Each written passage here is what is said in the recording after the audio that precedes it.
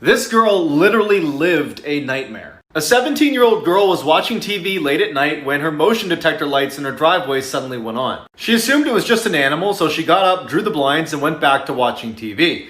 Then a little bit later, it happened again. Before she could even react, she looks over and clearly makes out a silhouette of a person right behind the blinds who starts banging aggressively on the window. The girl stands up and goes, "I'm gonna call the cops!" And the figure stops for just a second, sprints to the side door and starts pounding even louder on that, screaming incoherently. The girl runs to the bathroom, barricades herself inside while she waits for the police, and then her worst nightmares come true. She hears glass shatter in the other room. After a few minutes of silence, she opens her door just a crack to get a peek outside, and standing in her living room next to a broken window is some crazy old woman who looks over at her and starts sprinting toward her. The lady comes smashing into the door and starts wailing on it until the police arrive and take her away. She was a lunatic who had escaped her facility. This is why you should always trust your gut.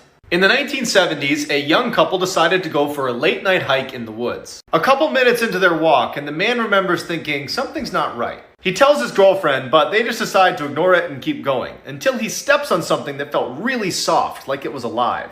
Before he has a chance to see what he stepped on, they hear all this rustling in the bushes next to them and they bolt. Years later, that couple turns on the TV and a death row inmate who's about to be executed is being interviewed. And they ask him, "Was there ever a time that you were almost caught red-handed?" He responded, "Yes, one time.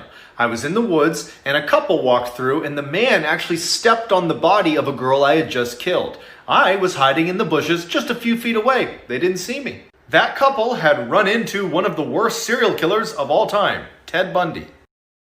Extremely toxic best friend story time. So when I was in 8th grade, there was this boy. And this boy would go around telling almost every girl that he liked her.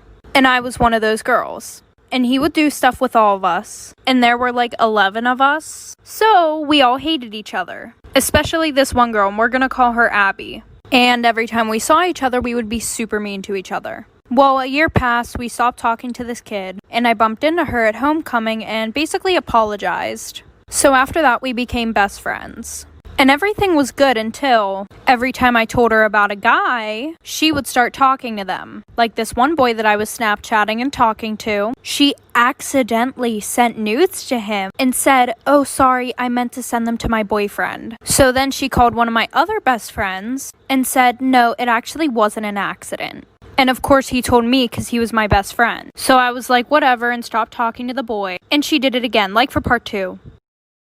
So this is probably my favorite story about my cheating ex. As many stories as I have on him, this one happened after we were broken up. He had left me for a girl that he was seeing on the side, and we hadn't spoken in months.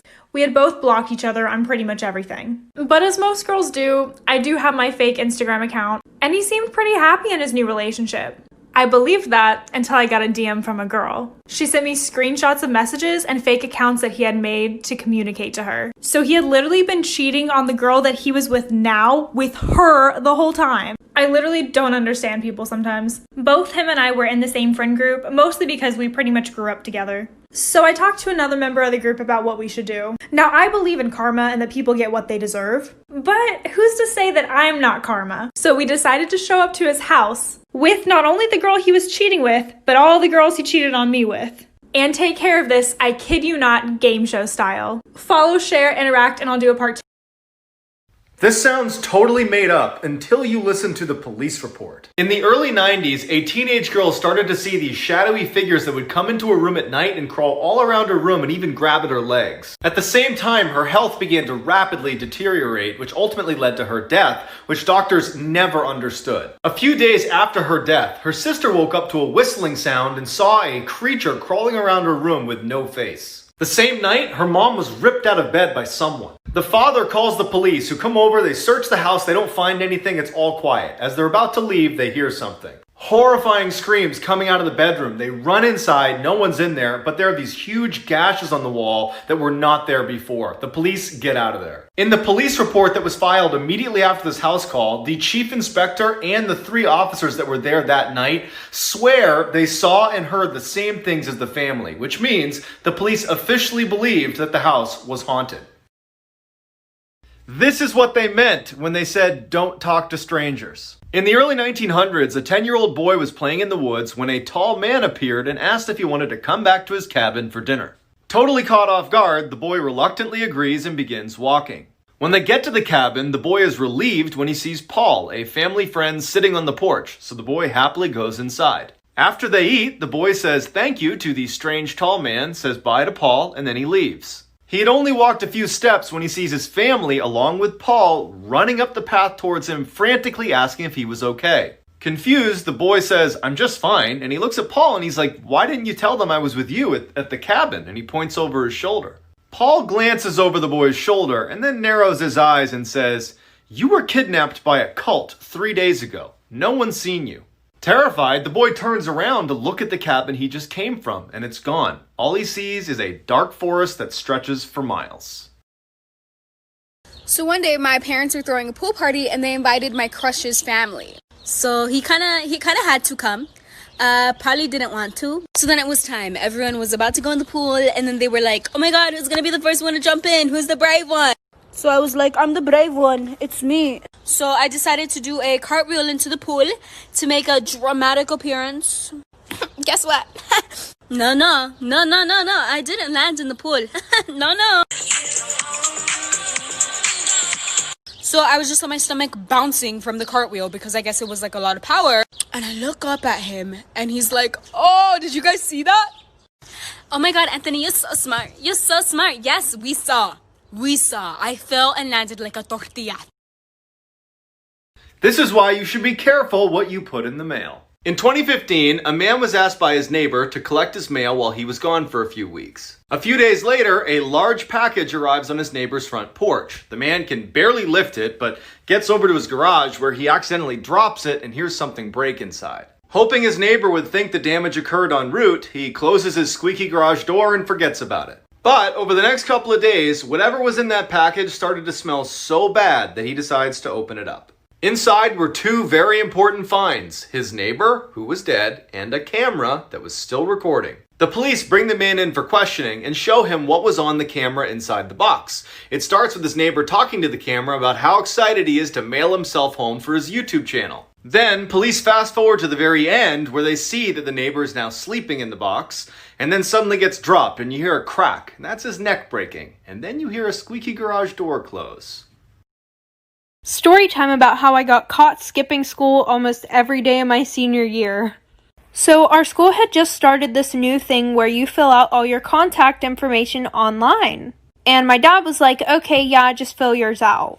And it pretty much was who can pick you up, who can make early dismissals for you, who they can call if you're in trouble. Well, I decided to be a sneaky little bastard and put my boyfriend in for every single one of those contacts. I would start school around 7:30 a.m. and I would go to the nurse's office at like 9 a.m. and she would call and my boyfriend would act like my dad and be like, okay, yeah, just let her drive home. Well, my guidance counselor noticed after about 3 months of me never being at school. So she called the number hoping to speak to my dad. But instead she got my boyfriend. And he just thought it was a random person, so he didn't act like my dad. Because neither of us knew. Like for part 2. My neighbors saw me naked. Story time. So sometimes a bitch sleeps naked because I get hot as fuck and because I heard a lot of good things about it. But anyways, this particular night, a bitch was naked and I woke up out of my slumber thirsty as fuck. Like I was literally feeling like SpongeBob when he went to Sandy's. But a bitch didn't put on clothes like a normal person because it was like 3 o'clock in the morning and no one was up. So I thought it would be a good idea to get out of bed and get water naked. So I'm getting my water and minding my own business. And my boyfriend's mom decides to come out of the room. And she knew I was in the kitchen, but she didn't know I was naked. And she starts walking towards me. And I was like, oh, hell no. I wasn't about to have my boyfriend's mom see me naked. You got me fucked up. So I thought it would be a good idea to run outside the back door, which leads to our backyard. But because I did that, my boyfriend's mom obviously thought it was suspicious. So she opens the back door and calls my name. So I run through the side of the house to get to the front of the garage door. My thought process at the time, I was going to put in the garage code to get into the house through the garage. But that didn't happen. Part 2 going to be funny. This is why you never go to the well on your own.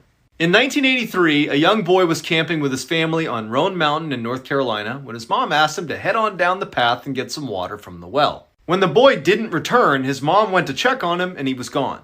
A massive search party was launched to find him, but with temperatures rapidly dropping and finding no trace of him, the family braced for the worst. Then, miraculously, on the 7th day of the search, the boy shows up on the mountaintop in an area they had already searched, healthy and clean. When they asked the boy, "Where have you been?" he said he had been at the well when a tall, faceless man showed up behind him, scooped him up, and brought him to the top of the mountain where he kept him in his cabin all week. After the boy gave a very detailed description of exactly where this cabin was on the mountain, the police were eager to go find it and confront this guy. Yes, this really did happen. In 2015, a man woke up to a strange post-it note sitting on his desk. On it was a to-do list that he didn't recognize in handwriting that didn't look like his. Since he was up late the night before doing some work, he assumed he must have written out the list when he was half asleep and kind of forgot about it, so he just crumples it up and throws it away. 2 weeks later, he wakes up to dozens of these post-it notes all over his wall, and they're all blank except for one that, in the same weird handwriting, says, "Our landlord isn't letting me talk to you." Now feeling totally freaked out that some crazy person is crawling around his apartment at night, he starts looking for signs of a break-in, but there aren't any. Instead of calling the police, he shares his experience on Reddit asking for help, and one user's comment literally saves his life. Turns out the man was writing the notes to himself and then forgetting, because his brain was slowly dying due to a carbon monoxide leak that was only discovered because a user suggested he install a detector. So this is a story time about my insane boss. So as a lot of you guys know, for 4 years, I worked as a Disney princess. It wasn't in Disney World or anything, it was a place locally, but it was still one of the most fun jobs I've ever had. Our boss, however, was her own kind of person. She was continuously going through cycles of being on and off with different boyfriends, and we could always tell if they were together or not by the way she treated us. Like, anytime there was a fight, she would always take it out on us. There was one time where we were just setting up in the back, and she walked back yelling, saying to stop gossiping about her. Literally none of us were even talking. She also had a massive issue with hoarding, so like all of the back rooms were filled with junk. She started to get a lot of calls from tax collectors, and she would always make one of us answer the phone. Eventually they started to stop by, and she would just go hide. A couple weeks after this, I came in for work, and the entire place had been robbed. Things stolen, glass everywhere. And she told me my social security had been taken. However, I knew something was off. Like and share, and I'll do a part 2.